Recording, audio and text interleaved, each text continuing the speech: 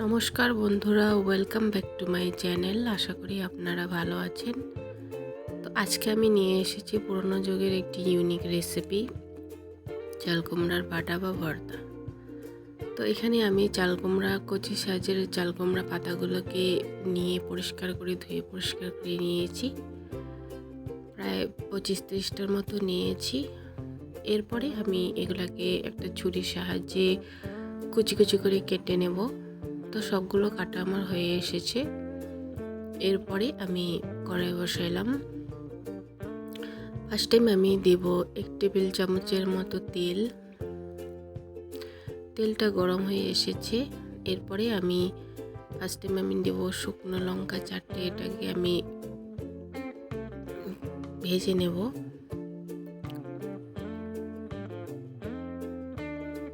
তো আপনারা অনেকভাবে চাল কুমড়োর বাটা বা ভর্তা খেয়েছেন, তো আমার মতো এইভাবে একবার বানিয়ে দেখবেন, ভীষণ ভালো লাগে খেতে।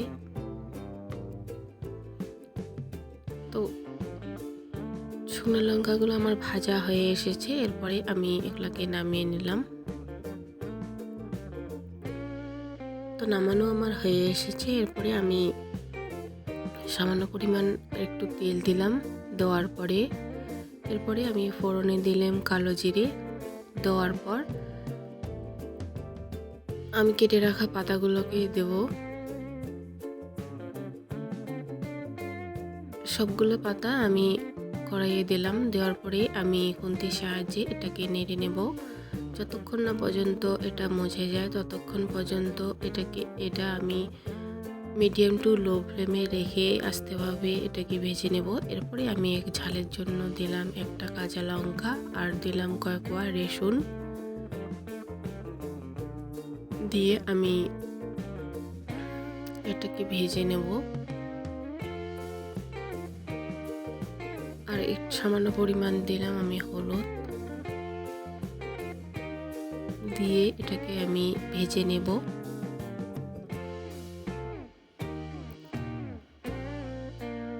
তো ভাজা আমার হয়ে এসেছে, অনেকটা আমার ভাজা হয়ে এসেছে এবং একটুখানি জলও বের হয়ে এসেছে। এরপরে আমি আর কিছুক্ষণ এটাকে ভাজবো। তো ভাজা আমার হয়ে এসেছে। এরপরে আমি নামিয়ে নিলাম।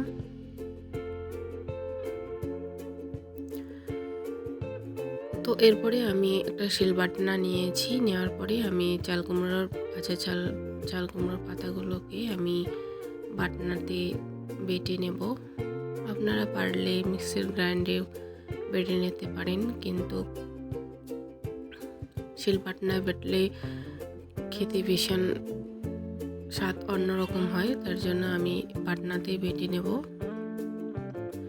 তো সবগুলো আমার বাটা নেওয়া হয়ে এসেছে। এরপরে আমি একটা ছোট সাইজের পেঁয়াজ আমি কুচি করে কেটে নিয়েছি।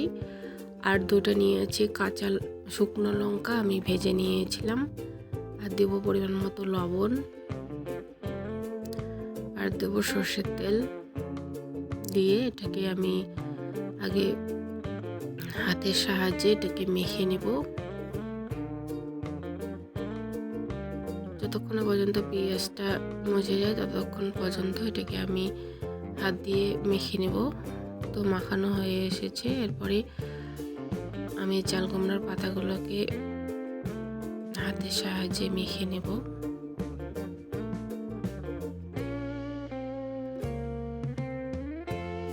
তো মাখানো প্রায় আমার হয়ে এসেছে।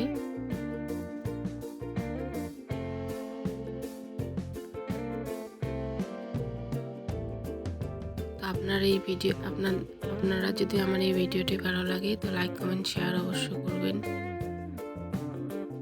তো আমার চাল কুমড়া ভর্তাটি রেডি হয়ে গেছে। এরপরে আমি